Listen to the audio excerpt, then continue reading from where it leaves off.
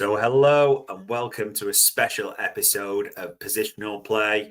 We sit here, don't we, on Monday, the 4th of August. Now, it's important to say that we're going to get more clues for what I'm speaking about now because the Reds play the double header tonight, don't they? They got the two games against Atletico Bilbao, a 5 o'clock and an 8 o'clock kickoff, I believe, with entertainment in between. So, we'll have some clues. We'll be aware of some things. And the first thing to call out is we've got him on the pitch here, but Alisson Becker will not be in goals for Liverpool tonight. Now, if you think back, he left the tour, didn't he, of the Far East with a personal matter. And since then, is it, important to say, should never speculate, but his other half, his wife, did comment around her operation. So fingers crossed for the Becker family there. But Alisson will not be with the team tonight. And also, people, as we look at it, the games are going to come fast now, aren't they, before we really get into it? We've got the two tonight. We've then got, still a glorified friendly, isn't it, really? But the first piece of silverware. Sunday, the Charity Shield, Crystal Palace at Wembley. Which then, and I mean before you know it, literally before you know it, it will be Friday. It will be under the lights at Anfield, and it will be the season opener against Bournemouth. So what we're going to look at, positional play, is a little bit of analysis so far around what we've seen for the defence, the midfield, and the forward line in that regard. Really splitting up the three areas of the pitch. Now, with Alisson's absence, I think the best thing you could say so far about this is how good's Marmadashvili looked. Aside from, someone's going to jump on me for this, the error against AC Milan for the fourth goal, because they don't really count against any opposition pre-season. It doesn't really matter, does it? Get your mistakes out the way, as they say. But most importantly, from what we've seen in pre-season from Marmadashvili, saves. Majority of the time, decent with his feet. You can see why this boy is rated so highly. And people will talk about the goalkeeper position and Kelleher leaving, etc. But Liverpool are very well served and very well stocked here. There's a lot to like about this.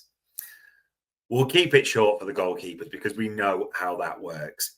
Now, if we move through the areas, we then come to the defence. And we'll start with centre-backs because I think people are a little bit troubled, as am I a little bit. There's plenty of time till the season starts. That's important to say. But wouldn't mind some solutions quite quickly, would we, in this?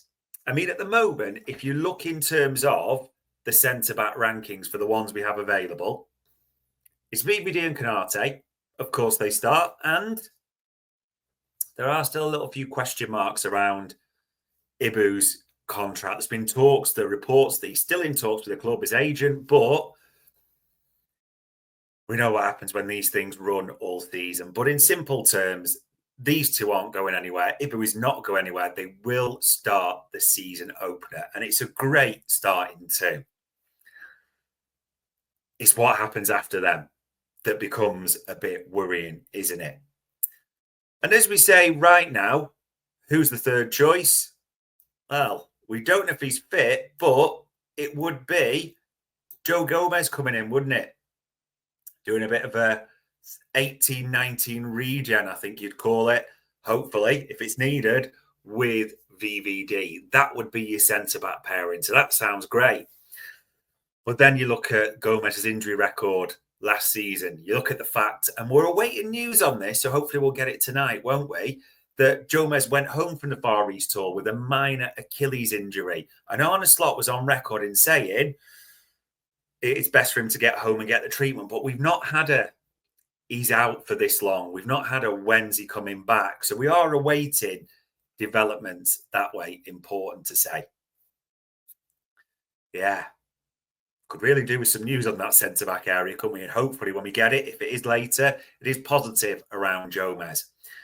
Which then brings to the fourth choice for me, which I think if you're deadly honest at the moment, looking at the options, I'm going to drag him down there.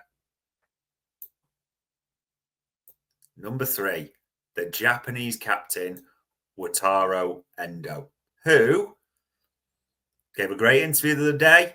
Happy to be at Liverpool, all those types of things. Brilliant. But, and this is not trying to sound negative, but I think it's always best to be truthful in these scenarios. Would you want Endo playing centre-back regularly? Would you even want Joe Gomez? Do you think he's able to play centre-back regularly? There's just so many question marks, isn't there, right now over this area. Let's just drag them off the pitch because I know this will be giving convulsions to certain people. And let's get Ibu back on there because that's the best centre-half pairing in the league. For me, number 1 and 2. Simple as that. But it's the cover, isn't it? And what that means. Now, got him there on the sidelines because he is a reported target, as we know right now, Mark Gay. So he could be an option to maybe challenge and, well, challenge Ibu, of course. It's always going to be VVD. But all these reports seem to indicate Liverpool don't want to pay anything that starts with a 4, do they? Even though Crystal Palace are now prepared to sell, and Sammy Motbull had this, a few other daily reporters as well. I'd just do it. I can't change my mind on that.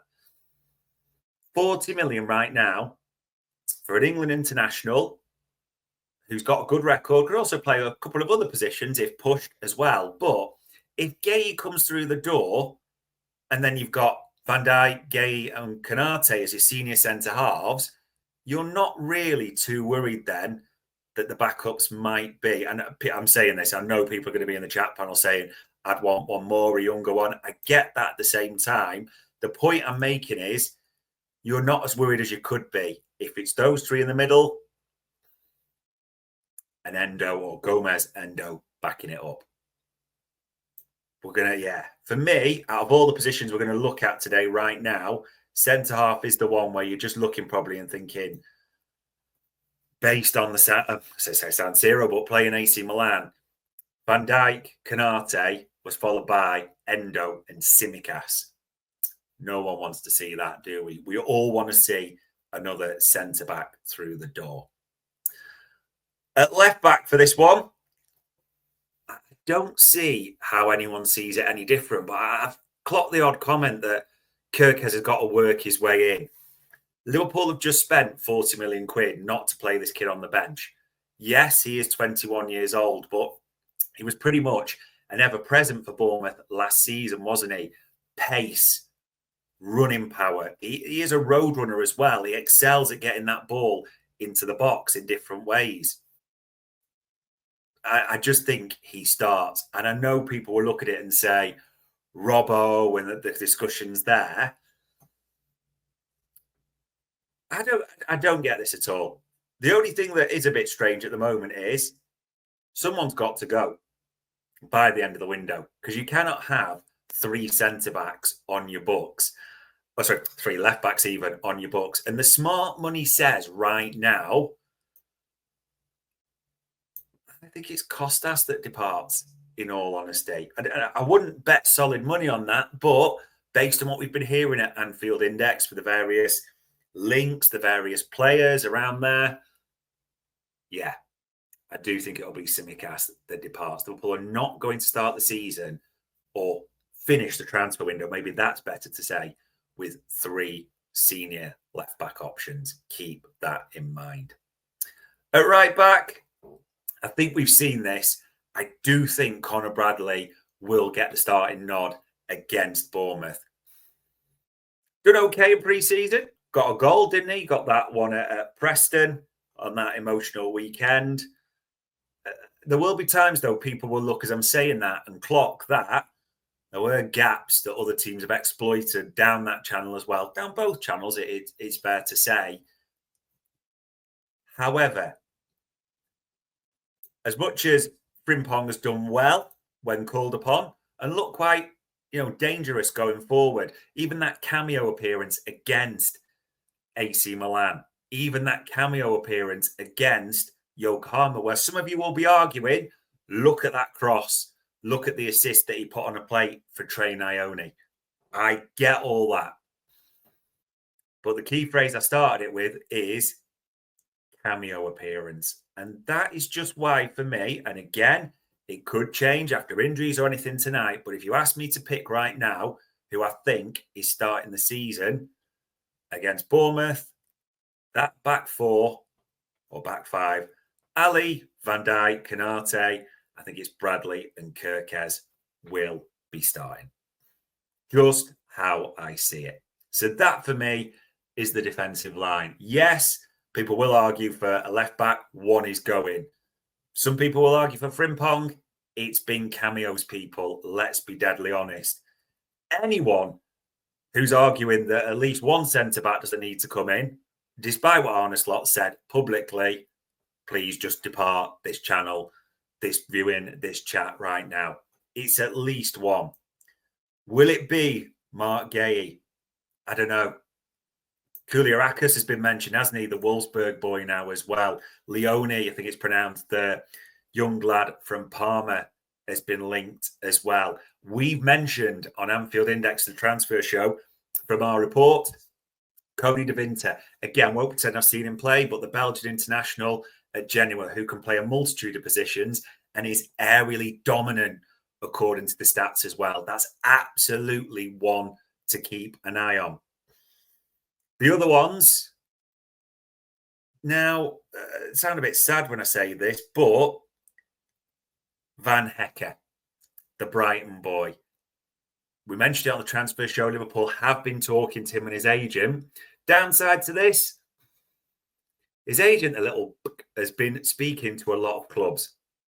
Van Hecke has 2 years left to go on his Brighton deal. Made it clear, not going to sign a renewal. Has already started speaking to other clubs as well, his agent, and has talked to Spurs and Newcastle as various reports are out there, as well as us. Now, the reported price for Van Hecke, and again, remember you're dealing with Brighton, so Barber, Bloom, and all those guys, 43 million quid. Which, again, I don't think is a bad price in the market. And I say that he's not as aerially dominant Van Hecke for his size, but he's Dutch. So obviously that probably goes in the pro column, doesn't it, a little bit? And he's played that De Zerbi murder ball and that back line for Brighton. So he's an exceptional passer of the ball for that position, which again, as we mentioned before, Slot is looking for ballers. He's not just looking for behemoths necessarily. But if Van Hecke is worth 43 million, I come back to this again. What's wrong with saying Mark gave 40 million quid and just shaking hands on it now? Well, we're playing Crystal Palace on Sunday, aren't we? For the Charity Shield, the Community Shield, sorry, it's because it's called. So we will see what develops from there. But that is how I see the defensive line so far this season.